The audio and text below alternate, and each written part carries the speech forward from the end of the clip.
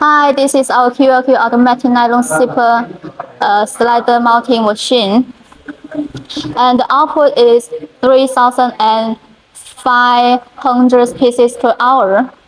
And the machine size, you can see the length is about 1.6 meter, the width is about 0.7 meter, and the height is about 2 meters.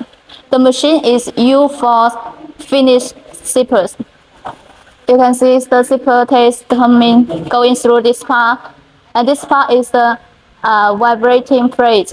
The slider is coming through the channel, and this part is the slider mounting part, and this is the control panel.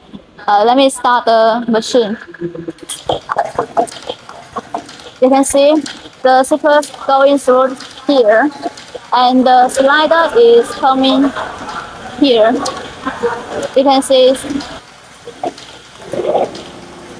the slider mounting is very well.